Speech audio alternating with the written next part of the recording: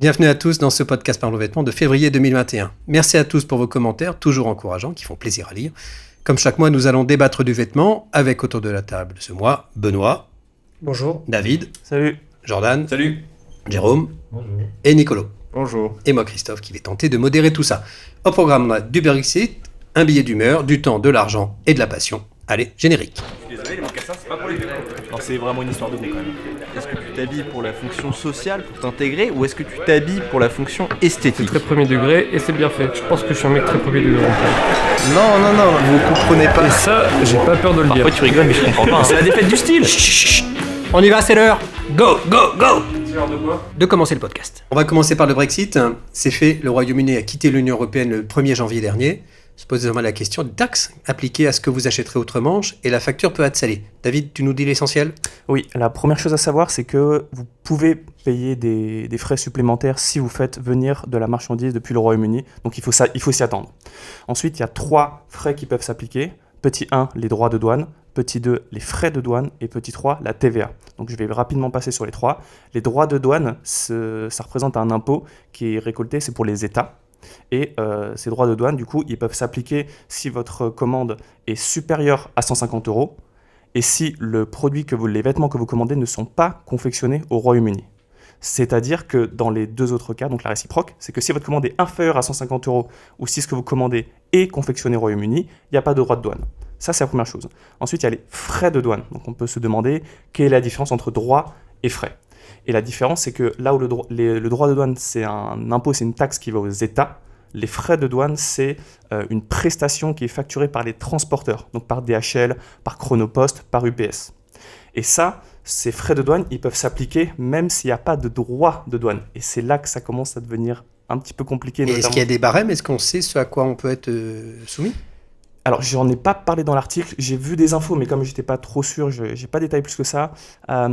Pour les droits de douane, j'ai vu que c'était entre 5 et 15 ou 20%, quelque chose comme ça. Et pour les frais de douane, c'était plutôt des forfaits en euros, c'est-à-dire 8 €, 10 €, 15 €, 20 €. C'est des sommes à peu près comme ça, mais j'ai pas de chiffre très très précis ou sûr en tout cas.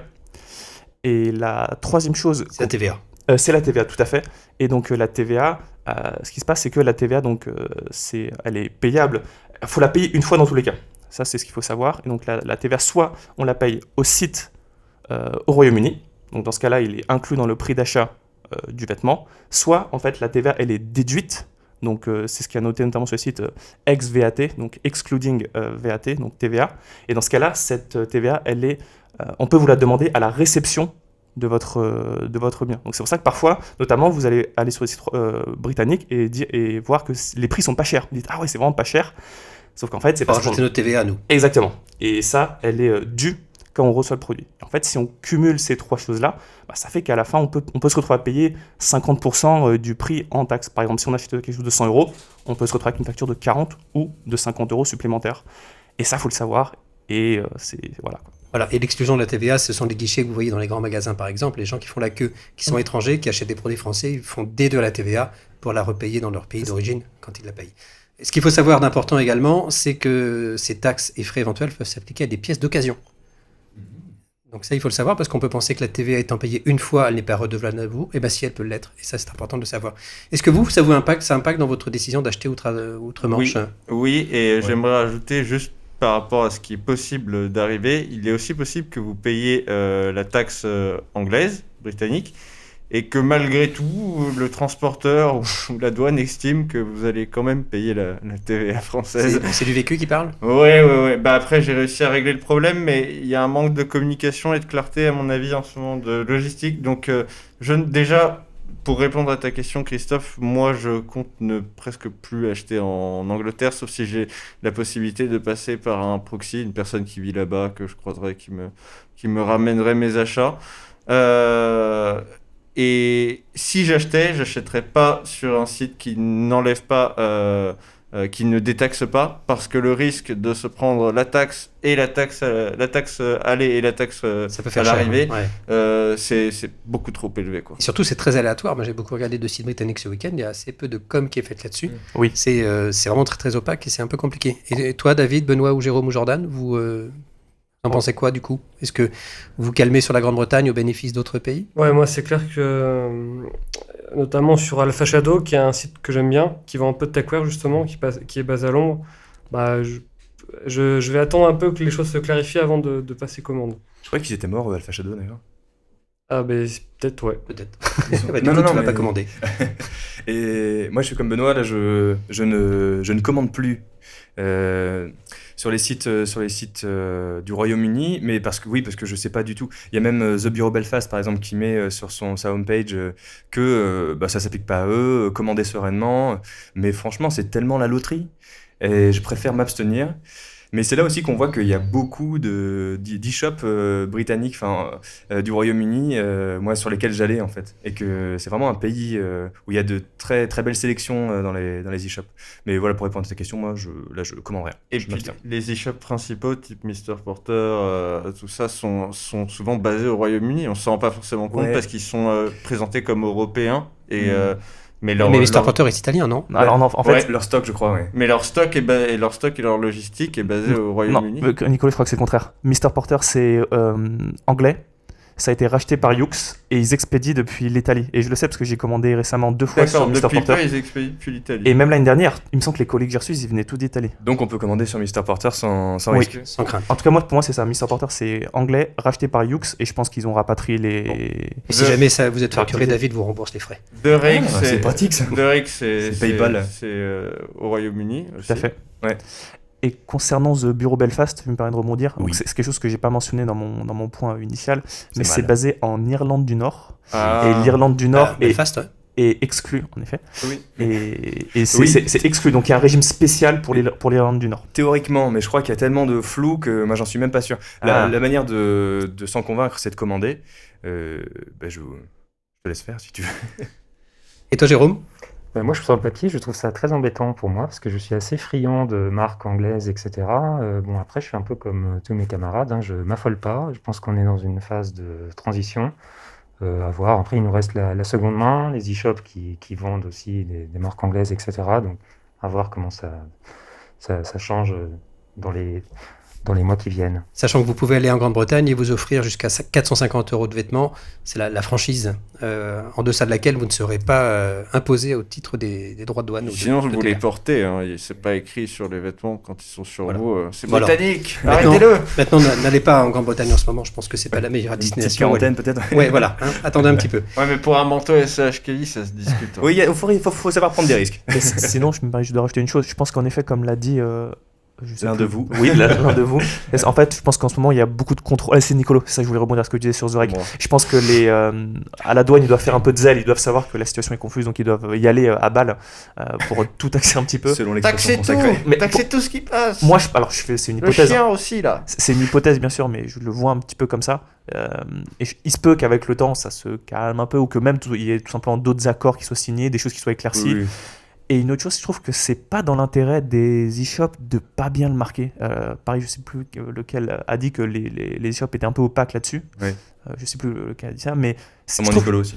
je trouve que c'est pas dans leur intérêt, parce que du coup, nous, on reçoit des commentaires de personnes qui disent bah voilà, moi j'ai commandé sur le site, sur End notamment, c'était ça. J'ai eu 2-3 retours sur Ah oui, End, End. l'e-shop qui s'appelle End Closing. Et les gens disent bah moi j'ai commandé là-bas une chemise, c'était North Project, elle coûtait 80 €, je me suis retrouvé avec 40 € comme ça, et je savais pas. Et c'était écrit, je l'ai dit, c'était écrit, mais c'était pas très très clair du tout quoi. Et c'est pas dans l'intérêt parce que c'est des gens qui vont pas revenir là-bas quoi. Autant clair, c'est que les e-shops, je veux dire autant que les shops, Je veux la transparence. c'est ça. Bah, pour moi, End, c'est fini. Ce sera le mot de la fin de ce joli sujet. On va enchaîner avec un nouveau rendez-vous dans ce podcast mensuel. On va l'appeler le billet de Jordan. Vous connaissez les écrits de Jordan depuis assez longtemps. Depuis quelques temps, il nous livre des petits billets. Il donne son point de vue sur différents éléments de style. Et bien désormais, ce billet va être incarné par une voix, celle de son auteur, Jordan, qui va ensuite donner lieu à un débat, évidemment. Le premier sujet est celui de l'importance que vous accordez au regard que les autres portent sur votre style. Et là, à toi la parole. Alors permets-moi de préciser un peu, c'est le regard des proches surtout. Des proches. Après, ça pourra dériver à l'envie, mais moi, c'est là-dessus. Et d'ailleurs, je vais me permettre de vous raconter une petite histoire, une histoire vraie d'ailleurs. Et c'est peut-être la C'est une vôtre. bonne idée.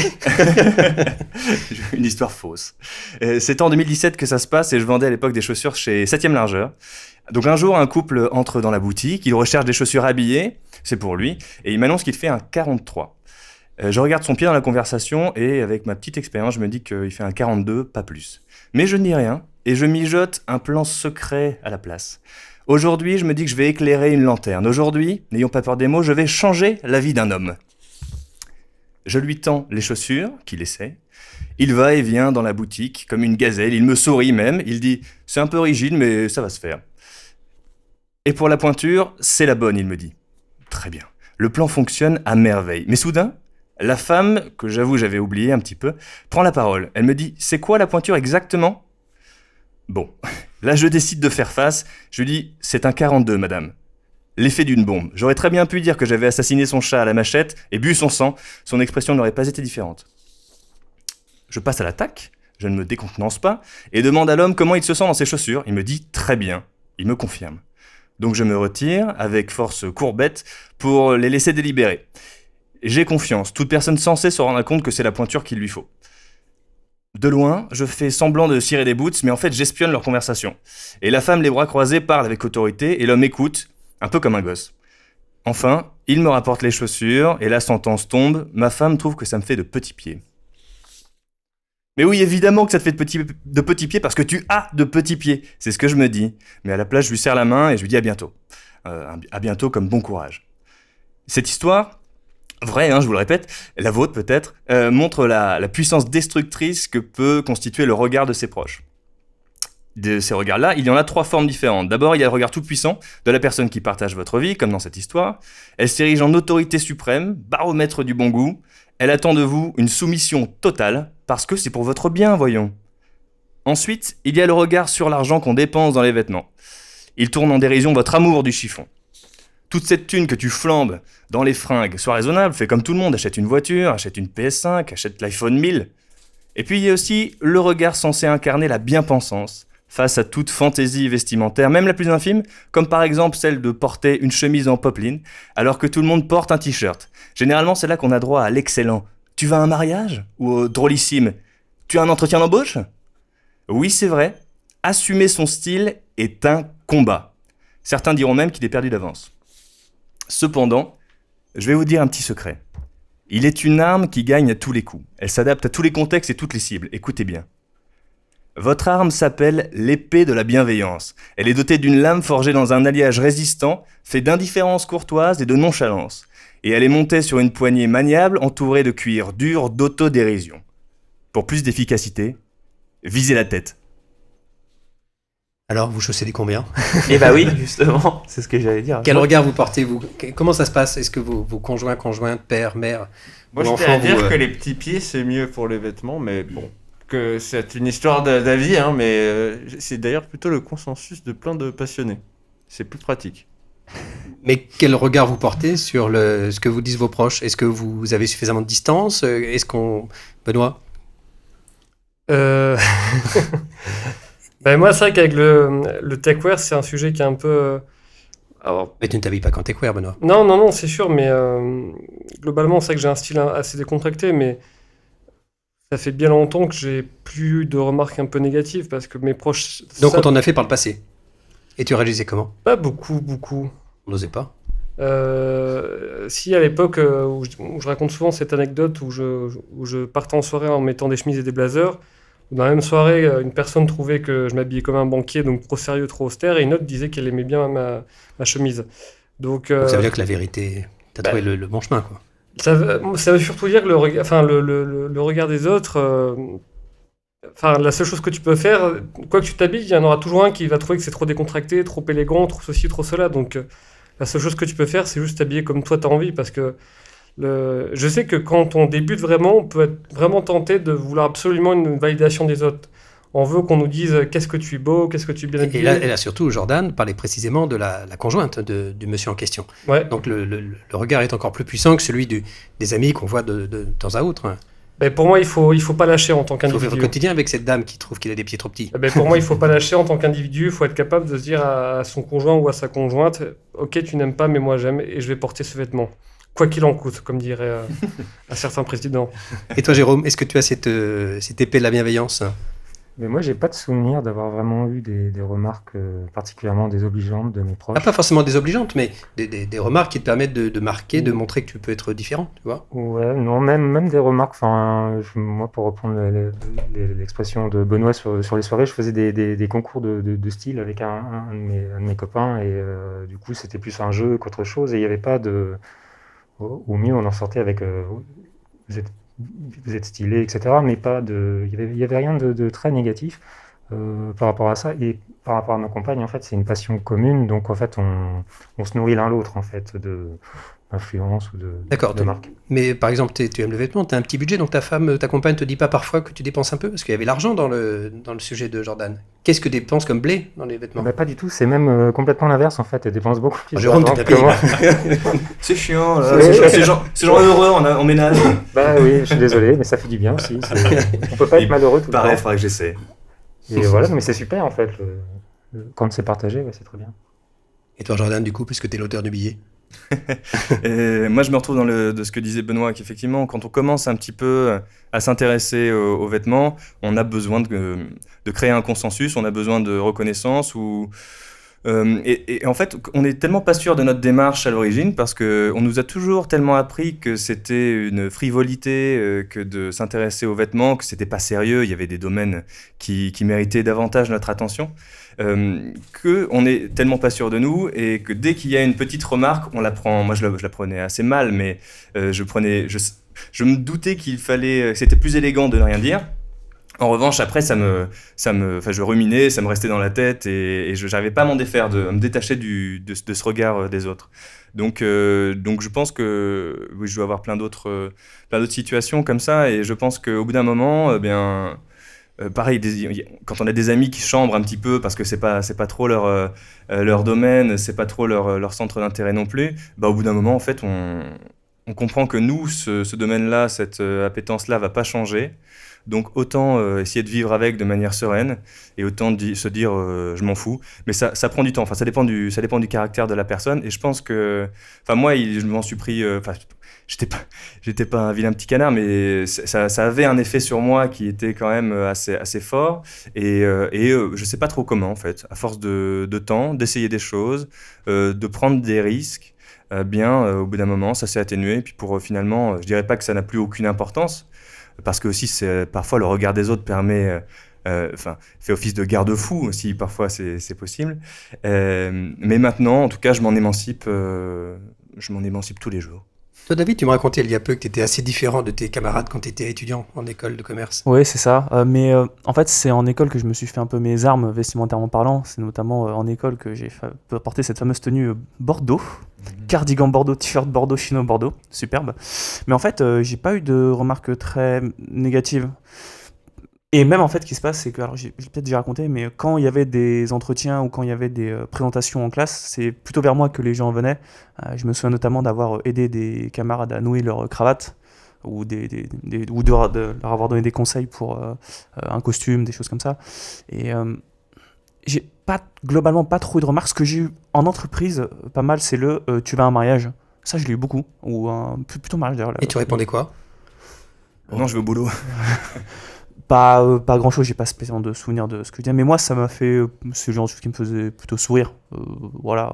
C'est juste un peu con, hein, c'est pas très méchant. Mais t'as jamais eu envie de t'énerver à un moment, dans un moment de faiblesse peut-être, où quelqu'un te dit quelque chose de désobligeant et tu dis, mais Toujours s'énerver. Bah, pour le coup, j'ai réfléchi un petit peu et j'ai pas de souvenirs très négatifs à ce sujet-là. Moi, les souvenirs que j'ai de mes débuts quand j'ai commencé à m'intéresser aux vêtements, c'était plutôt la passion de faire les boutiques et de parler à des vendeurs, de créer des tenues, et puis d'avoir plutôt des compliments aussi. Peut-être aussi que mon style est fait un peu plus consensus, parce que dès le début, je me suis habillé plutôt casual chic, et peut-être que ça contribue. Je mettais des chinos et des chemises, et j'étais dans un environnement où ce genre de tenue passait bien, même si les autres n'étaient pas habillés comme ça passait.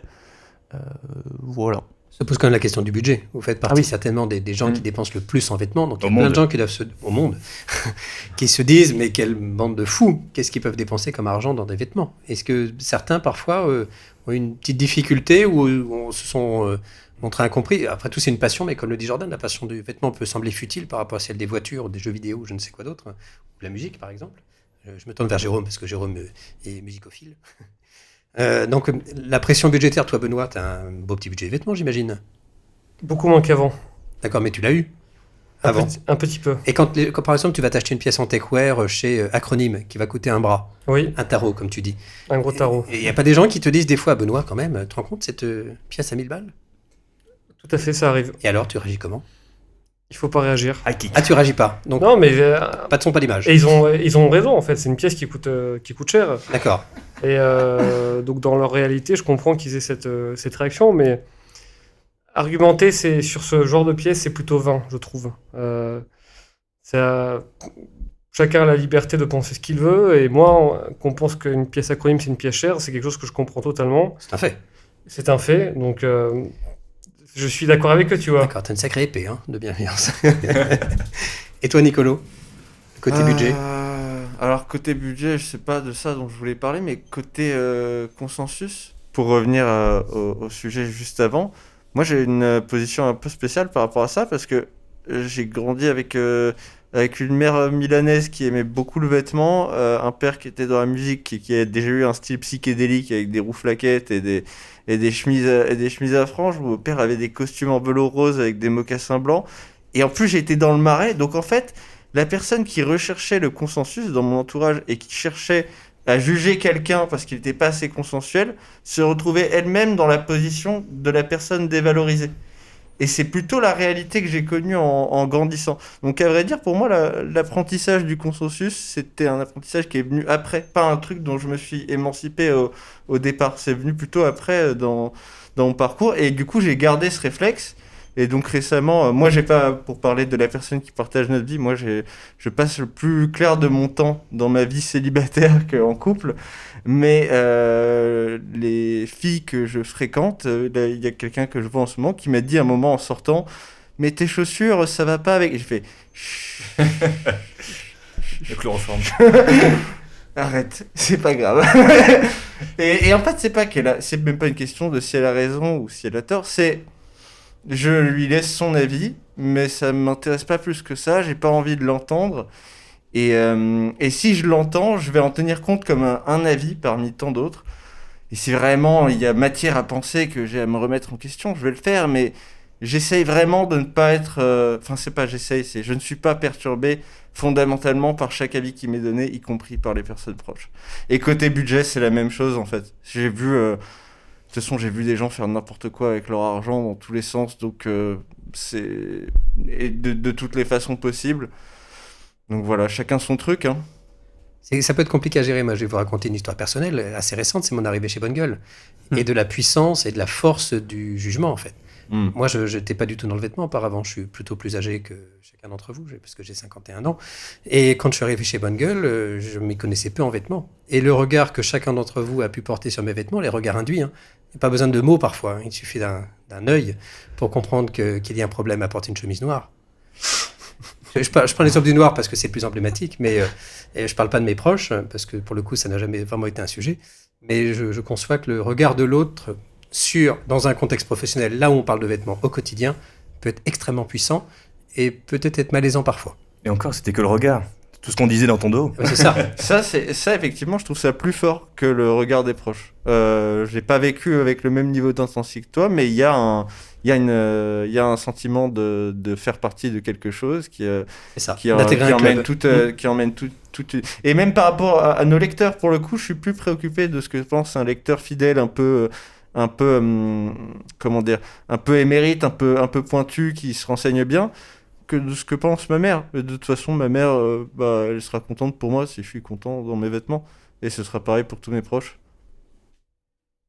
Très bien, je crois qu'on va conclure. Et puis, si vous chaussez du 42, mettez du 42. C'est quand même ça le fin mot de l'histoire. Allez chez un chausseur et vous serez peut-être surpris. Laissez-vous guider. S'il fait bien son métier, normalement, vous serez satisfait en sortant. Et si votre femme refuse que vous mettiez veut que vous mettiez du 43, divorcez. Changer de femme. Voilà, changer de femme. Pas de paire de chaussures.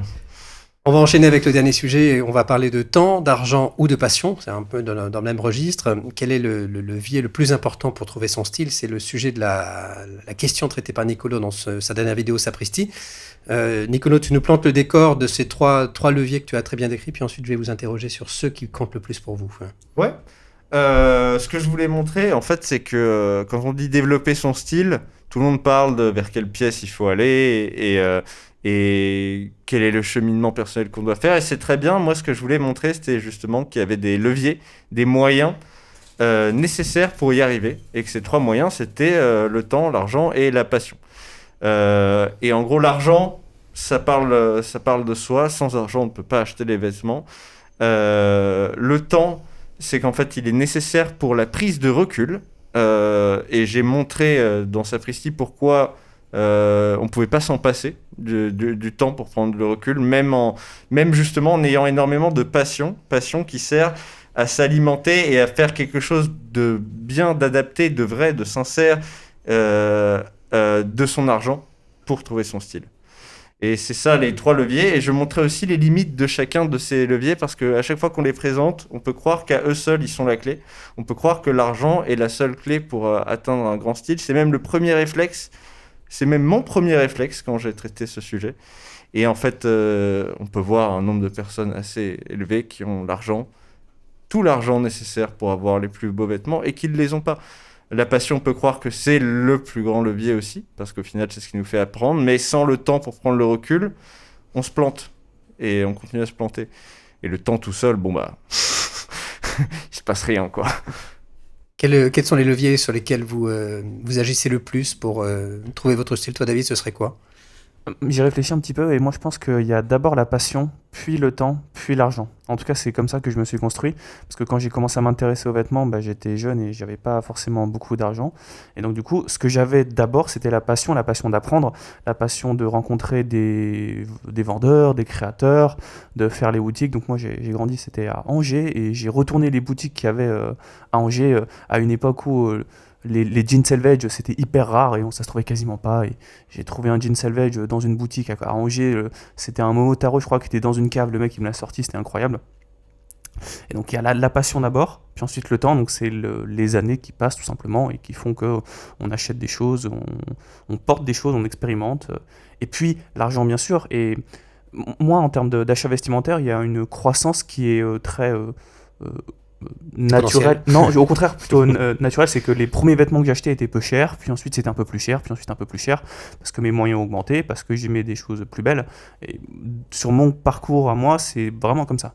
Il y a d'abord eu la passion du vêtement, puis le temps, les années qui font qu'on s'améliore, puis évidemment l'argent qui fait qu'il faut acheter. Mais au début, j'avais pas beaucoup d'argent, donc du coup, j'achetais principalement en cherchant, et c'est ce que je fais toujours d'ailleurs maintenant, mais les bonnes affaires. J'ai toujours un peu chiné les bonnes affaires, et ça, pour les trouver, faut alors le temps, mais plus la patience d'une part, et il faut de la passion. Il faut de la passion parce qu'il y a un exemple typique, c'est Yoox, que j'aime bien, je passe du temps un peu sur Yoox, sauf qu'en vrai, c'est pas fun. Enfin, moi, quand je passe 3 heures sur Yoox et qu'il est 23h, je m'éclate, mais je comprends que ce soit pas le cas de tout le monde.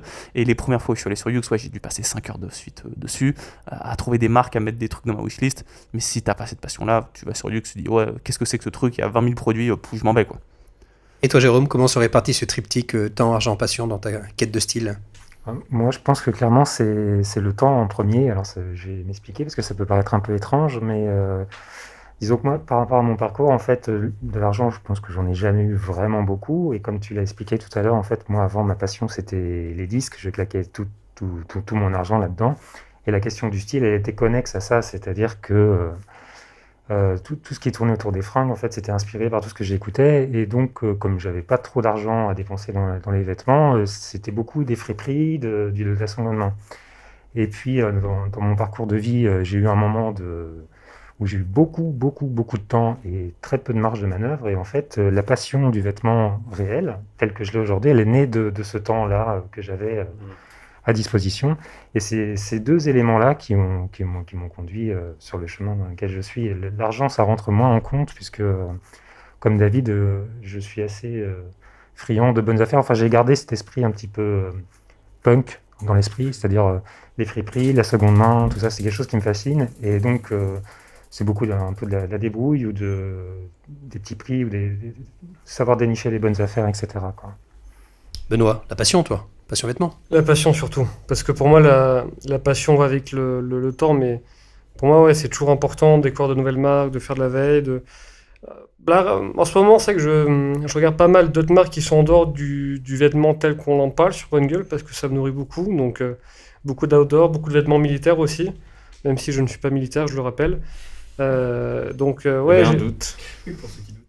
j'essaie de me nourrir de choses très diverses et variées. Et pour moi, oui, effectivement, la passion, c'est important de bien. Et le facteur temps, il joue de quelle façon? Parce que quand tu passes ton temps à chiner eBay pour comprendre comment fonctionnent les différentes vestes militaires US, il faut un peu de temps. Il faut être motivé. Donc pour moi, les deux sont vraiment indissociables. Je vois pas comment on peut être passionné sans y passer du temps en fait. Alors, moi, quand je parlais de temps, il y a le temps que tu passes, c'est une façon de le voir, et il y a aussi le temps qui passe et qui te donne le recul. Parce que même si tu mets, disons, 20 heures par mois, ce qui est énorme, à te passionner du vêtement, à côté de ton taf, si tu rentres chez toi, ce que je faisais à une époque de ma vie, tu rentres chez toi, tu fais que lire tous les e-shops, tous les articles, les points de vue de tout le monde. En fait, sans le temps nécessaire pour prendre le recul, sans l'expérience de vie qui confronte ce que tu as appris avec la réalité, qui te donne la possibilité d'essayer de voir, même si tu accélères la vitesse à laquelle tu te passionnes et l'intensité avec laquelle tu te passionnes, tu vas faire des conneries parce que tu n'as pas le recul. Et il y a vraiment cette notion de temps recul et de temps qui ancre ta passion dans ta vie réelle, tu vois. D'accord. Et c'était aussi ça comme levier. Mais il y a effectivement ce que tu dis aussi du temps qu'on passe à se passionner. Ok. Jordan, toi c'est l'argent. Hein. L'argent avant tout, c'est le plus important. Et l'argent est effectivement une donnée qu'on ne peut pas changer, du moins à court terme, sauf moyen exceptionnel. Après, le temps, bien sûr, c'est le facteur, à mon avis, qui joue le plus, mais qui est le plus frustrant, parce que on le subit, pour moi, enfin, dans une des deux exceptions. Et que, même si on prend un petit peu de recul et on se dit, oui, je sais que puisqu'on parle de style, pour forger un style, il va falloir du temps. Et je pense que même quand on commence à s'y intéresser, on se le dit, mais je pense qu'on le minimise et on le bâche, on se dit oui, mais bon, ça va quand même. Ouais, il dit ça, mais parce que moi, j'ai tout lu, moi. Voilà, exactement. Et quand on passe un peu de temps, justement, comme tu disais, Nicolas, à la sortie de la journée pour potasser son sujet, on a un avantage par rapport à tous les autres parce que personne ne le fait. Donc on se dit, je vais compenser ce temps long nécessaire à la maturation par ce temps très court d'études. Et que je vais, puisque je suis en capacité de comprendre, etc., je vais compenser. Et parfois, on se berce d'illusions. Je pense que bien sûr, c'est un petit peu le biais de pas mal de gens, dont moi. Et c'est pour ça aussi qu'après, on utilise son argent un petit peu mal, même si on n'en a pas beaucoup. Ça nous fait acheter des trucs qu'on regrette, mais en même temps qui sont là aussi nécessaires. Donc, bien sûr, ces trois piliers, moi, je les articule différemment aujourd'hui, je pense, mais j'essaie de pas trop l'analyser. Est-ce que ça veut dire que l'argent peut être un piège dans la quête de style? Oui. Alors, ça pourrait être... en fait, on pourrait dire, mais ce serait à mon avis un peu malvenu, mais on pourrait même... comment dire, on pourrait rêver d'une situation différente où on ait encore moins d'argent au début de sa vie sur son chemin du style, quoi, de se dire si j'avais eu moins d'argent, peut-être que j'aurais fait moins de conneries en fait. Ouais. Et peut-être que justement j'aurais laissé la part plus belle au temps et à la passion. Et parce que, effectivement, s'il devait y avoir un chemin idéal, à mon avis, il faudrait se dire, cultivez d'abord votre passion. Et passez du temps sans acheter de vêtements, faites-vous en prêter peut-être, ou allez voir des gens qui vous en parlent, mais n'achetez pas encore, mais c'est insupportable à entendre ça pour quelqu'un qui... Il faut ne pas avoir le choix, en fait. Exactement, il faut être contraint par ça, ouais. Très bien, c'était une belle conclusion. De la contrainte naît la créativité derrière nous. Oui, comme souvent. C'est beau, hein. On va terminer par les questions du mois que David nous a sélectionnées. La première, peut-on porter une surchemise rentrée dans un pantalon? Question qui peut paraître un peu anodine, mais quand on y réfléchit, la question se pose. Moi, j'ai mon avis sur le sujet, mais je vous laisse répondre. Pour moi, ça dépend de ta définition de la surchemise. C'est marrant, j'ai eu cette discussion avec un passionné que Benoît connaît aussi récemment. C'est qui? Mathieu. Ah oui. Et en fait, si tu parles de la grosse surchemise épaisse comme celle en laine bouillie chez nous, non, parce que tu dois prendre 3 tailles de pantalon et puis c'est pas fait pour ça. En revanche, il y a des surchemises qui ne sont surchemises que parce que la forme le permet et pas parce que le tissu est plus épais. Typiquement, certaines portugaises flanelles ou corridors qui sont portées dans l'équipe par Jordan et d'autres aussi, je crois, ces marques qu'on connaît un peu, font des tissus et d'épaisseur chemise normale. Et oui, ça peut se rentrer dans le pantalon. D'accord, c'est l'épaisseur qui dicte le sujet en fait. Ouais. Ouais, je rejoins Nicolo, ouais, effectivement, pour moi, c'est vraiment l'épaisseur de la matière qui dicte ça. Et j'en parlais pas plus tard qu'hier avec Julien, notre chef de collection, parce que justement, on se pose la question de faire une surchemise qu'on peut rentrer ou pas dans le pantalon. D'accord, mais c'est au jugé dans ces cas-là. Oui. Ça nous plaît, ça nous plaît Il n'y a pas. pas de règle. On s'adapte s'en à ce fout qu'on de a dans les mains. Non, mais tu vois, dès que tu as un tissu qui est aussi épais qu'un denim, parce que tu vois, la chemise en denim, certaines, ça peut à la fois être une chemise ou parfois être une surchemise. Je pense notamment à la chemise en western Gingy, que lui il porte parfois à même la peau, ou parfois il la porte par-dessus un hoodie. Donc il y a des pièces assez polyvalentes. Et plutôt que de raisonner en mode qu'est-ce que je peux pas faire avec cette chemise, il faut plutôt se demander qu'est-ce que je peux faire tout simplement. Alors toi David, qu'est-ce que tu conseilles à un lecteur qui te pose la question? Bah ouais, ça dépend. L'épaisseur, c'est le premier critère. Je pense que la coupe, ça joue aussi. Plus la coupe, parce que souvent les surchemises, elles sont un peu larges. Et plus c'est large, moins ça rentre bien dans le pantalon. Il y a une... C'est que ça dépend de Mais la c'est coupe de largement ton ça rentre. pantalon. Ouais. Ça dépend de... C'est pour ça que je dis qu'il n'y a pas de règle. Enfin, il faut s'adapter à ce qu'on a, il faut s'adapter à son vestiaire et son style. Oui. Mais typiquement, moi, j'ai ma surchemise Kamoshita en laine qui est plutôt épaisse. J'ai essayé de la placer dans un ou deux pantalons et ça marchait à peu près. Je m'en sortais un peu. Mais par contre, là, on sera d'accord, je pense qu'elle n'était pas tout à fait faite pour ça. Et Peut-être. Et tes demande pantalons, à- ils étaient pas un peu grands? Parce que sinon, c'est compliqué. Si, mais oui, c'est aussi, oui, bien sûr. Moi, mes gros pulls d'hiver, par exemple, je Ah les oui. rentre dans le pantalon que pour mes pantalons qui sont taille poids d'hiver quand je suis un peu plus mince. C'est le seul moment où je peux le faire. Après, je trouve que c'est plus joli quand même sorti, moi. Oui. Quand c'est une c'est- surchemise, vraiment surchemise. Parce que là où on parle de surchemise un peu plus fine, pour moi, c'était juste des chemises un petit peu épaisses, quoi. Mais si on parle de surchemise, c'est normalement avec un tissu qui est épais. Et du coup, pour moi, c'est sorti, quoi. Je la vois vraiment sortie du pantalon parce que c'est comme ça. Et comme souvent, oui, effectivement, elles sont un peu droites. Et ben, je trouve que c'est là que c'est avec un pantalon un petit peu droit aussi. C'est harmonieux, plutôt sorti, quoi. Bon, bah, essayez, mettez-vous devant un miroir, posez la question à votre conjoint, votre conjointe ou votre mère. Et on Et en faites revient ce au que sujet vous- précédent. Faites ce que vous voulez ensuite. Ouais. Et sortez Merci l'épée. pour ton avis. Non, merci. Deuxième question, est-ce que porter un ensemble veste et pantalon dépareillé en velours côtelé, vous dites oui ou vous dites non? L'important dans la question, c'est dépareiller. En gros, c'est une veste Oui. en velours côtelé et un pantalon en velours côtelé, mais les deux différents. Ah, je suis pas très fan, moi. Hein. Pareil. Moi, je dis non. Moi, je préférerais limite que ce soit le costume complet. Ouais, exactement. Alors que je sais pas pourquoi d'ailleurs. Mais Alors, je- Cela dit, Nicolo Ouais. et Jordan, c'est un gimmick qu'utilise beaucoup Cucinelli au PT. Je sais pas si vous vous souvenez. Ouais, Mais bah, moi, je trouve que ça rentre je pas. connais cette marque. Ouais. Et Non, pourquoi- mais si vous vous souvenez, parce Non. qu'au PT sur le corner, on voyait ça. Mais moi, même, c'est pas pour autant que je trouve ça beau et que j'ai envie de m'habiller comme ça. Donc moi, c'est un non. C'est vrai que si jamais on doit le faire, on va faire en sorte. On va faire comme des motifs, je pense. Quand on mixe deux motifs de rayures, par exemple, on va prendre un motif avec une échelle plus large, et puis on va l'associer à ce même motif rayure, mais avec des rayures beaucoup plus fines. Donc il faudrait que ce soit deux velours très différents. Alors oui, je pense, deux velours très différents, mais de couleurs différentes aussi. Mais en fait, ça, c'est que des stratégies pour en faire, pour qu'il y en ait un qui s'efface un petit peu au profit de l'autre. Donc on peut se dire à quoi bon. Après, petit peut-être, enfin le velours, ça donne une touche veloutée, un petit peu quelque chose de doux. Ça peut être ce qu'on recherche dans sa tenue, et c'est pour ça qu'on s'habille en haut et en bas avec le velours côtelé. Mais ouais, c'est comme ça que ce serait ma stratégie, mais ce serait vraiment une stratégie histoire de me dire, allez, Par c'est un défaut, challenge, ouais. je vais le porter, quoi. Mais Jérôme? Oui, moi, enfin non, je tenterai pas du tout ce genre d'exercice. En fait, c'est déjà beaucoup de caractère de porter du velours et bon, Dieu sait que j'en porte pas mal. Donc, faire du dépareillé sur un ensemble comme ça, je pense que c'est clairement too much, Bon. comme disait Benoît. On est tous d'accord pour dire plutôt non?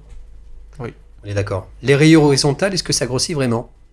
Ouais, c'est une question qu'on nous a Ça posée. grossit pas, mais ça rend plus carré, dans le sens littéral de carré, pas dans le sens figuré, oh il a des belles épaules. Carré, carré, un carré. Pourtant, les abeilles m'ont l'air rondes. Les guêpes, pardon. Mais parce qu'elles sont déjà ovales. Oui, mais si t'es déjà ovale, du coup. Bah, tu seras un peu moins ovale, peut-être plus ovale que carré, si t'es plus ovale que carré. Donc la perception visuelle est oui, quoi. Oui, ça épaissit plutôt le buste et la silhouette, mais ça veut pas dire que ça donne l'air gros. Faut nuancer un peu, parce que c'est comme quand on disait que le Ça peut slim aplatir, donnait quoi. forcément l'air plus mince. Effectivement, le volume total était plus fin, mais la minceur, parfois, c'est aussi une histoire de proportion. Moi, je pense qu'il faut essayer. Et effectivement, les très grosses rayures épaisses, si on a l'impression déjà que le haut est trop large par rapport au bas, ça peut effectivement accentuer l'effet. Mais alors, question subsidiaire, vous des vêtements avec des rayures horizontales? Non. Oui. Fine, c'est ok. Large, j'aime pas. Non, j'ai jamais essayé, je pense que ça me va pas trop. Par contre, j'aimerais bien essayer pour... si ça fait vraiment grossir, c'est plutôt pas mal parce que je cherche un peu en fait à me remplir. Et David, toi, t'as une pièce avec des rayures horizontales? Ouais, c'est une chemise en flanelle Fairfield, mais elle est discrète, ça se voit pas trop. Et d'ailleurs, même moi, quand vous l'avez acheté, quand je l'ai reçue, je me dis ah oui, c'est vrai qu'il y a les rayures horizontales. Parce que c'est pas sur ça que je me suis focalisé quand je l'ai D'accord. acheté. Elles sont très discrètes en fait, mais ce sont des rayures horizontales, donc la réponse est oui. La réponse est oui. Pourquoi dit-on chemise pour l'homme et chemisier pour la femme? Ouais, c'est une question qu'on nous a demandé récemment. J'en ai parlé à Nicolas. Alors je te laisse répondre. Je pense que tu sauras mieux dire que moi. Alors, c'est ma théorie, mais je pense qu'elle tient vraiment. J'ai pas pu le vérifier. C'est qu'en fait, jusqu'à un certain temps, les femmes n'avaient pas accès aux vêtements de travail formels. Il y a